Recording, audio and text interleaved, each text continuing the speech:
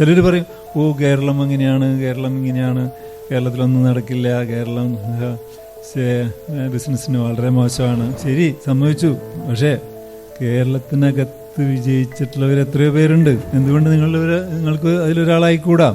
പോട്ടെ, ഇനിയിപ്പോൾ നിങ്ങൾക്ക് വിശ്വാസമില്ല കേരളത്തിൽ ഒക്കെ ഇവിടെ ആ പ്രസിഡന്റ്, ഈ പ്രസിഡന്റ്, ലേബർ പ്രസിഡന്റ്, അല്ലെങ്കിൽ ഇവിടുത്തെ പൊളിറ്റീഷ്യൻസ് അങ്ങനെയാണ്, ഇവിടുത്തെ ബ്യൂറോക്രാറ്റ്സ് ഇങ്ങനെയാണെന്നൊക്കെ പറഞ്ഞാൽ, എന്നാൽ ശരി, നിങ്ങൾ 3.5 മണിക്കൂർ വേണ്ട ഇവിടുന്ന് കോയമ്പത്തൂർക്ക് പോകാനായിട്ട്. 3.5 മണിക്കൂർ അവിടെ പോയി തുടങ്ങിക്കോ.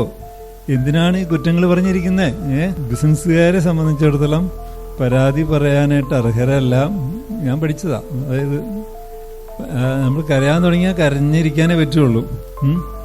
ഏതൊരു പാട്ടുണ്ടല്ലോ, കരയുമ്പോൾ അല്ലെങ്കിൽ ചിരിക്കുമ്പോൾ കൂടെ ചിരിക്കാൻ 1000 പേരുണ്ടാവും, കരയുമ്പോൾ കൂടെ കരയാൻ നീയും നിന്റെ നിഴലും മാത്രം.